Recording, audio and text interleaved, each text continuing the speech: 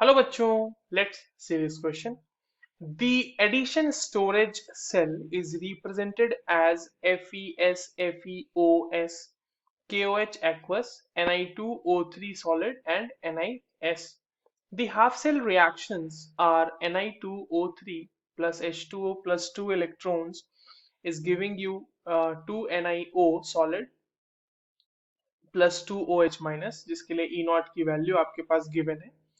और जो दूसरा हमारे पास सेल रिएक्शन गिवन है, वो जो हाफ सेल रिएक्शन है वो है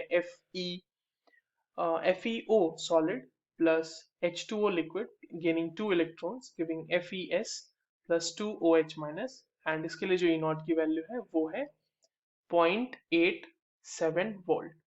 now what is the cell EMF? तो चलिए क्वेश्चन को सॉल्व करते हैं बच्चों, और सबसे पहले तो ये देख लेते हैं ये क्वेश्चन सॉल्व करने के लिए हमें कौन से की कॉन्सेप्ट की जानकारी होनी चाहिए। अब देखिए, अगर की कॉन्सेप्ट की बात करें तो आपको बेसिकली पता होना चाहिए ईएमएफ ऑफ सेल कैसे निकालते हैं। तो ईएमएफ ऑफ सेल अगर आपको निकालना आता है तो आप इस क्वेश्चन को आसानी से सॉल्व कर सकते हैं। सबसे पहले ईएमएफ ऑफ सेल निकालने से पहले ये देख लेते हैं कि एनोड और कैथोड पे रिएक्शंस जो हो रहे होंगे वो कैसे कैसे हो रहे होंगे।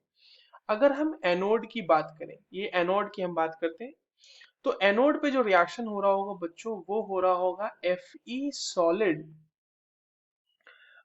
plus 2OH minus giving FeO solid plus H2O liquid plus 2 electron.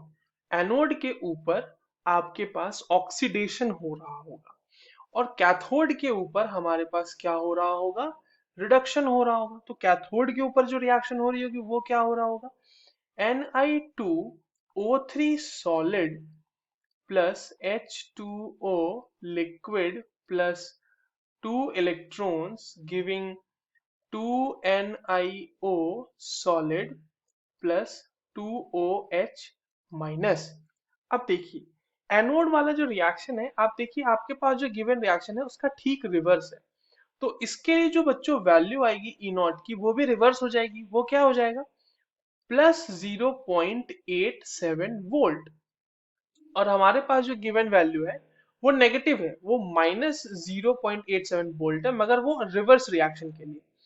अब कैथोड की अगर हम बात करें तो कैथोड पे जो रिएक्शन हो रहा होगा बच्चों, वो उसके लिए जो ई नॉट की वैल्यू है वो कितनी हो जाएगी, वो हो जाएगी प्लस 0.40 वोल्ट। ठीक है। अब कैथोड की वैल्यू, कैथोड पे जो रिएक्शन हो रही है और एनोड पे जो रिएक्शन हो रही है, यानी जो ऑक्सीडेशन रिएक्शन है और जो रिडक्शन रिएक्शन है, उन दोनों के लिए हमारे पास ई नॉट की वैल्यू पता है।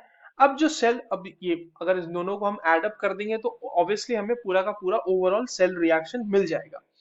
ठीक है।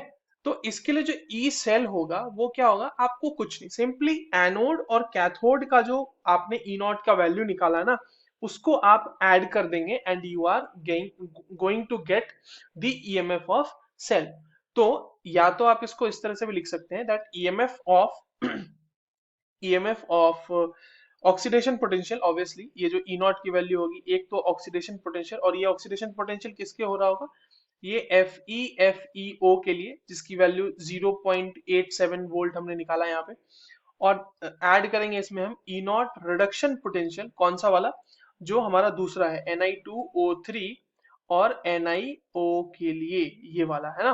अब इन दोनों को ऐड कर देते हैं तो 0.87 volt plus 0.40 volt, and this will be giving you 1.27 volt, and this is the EMF of cell.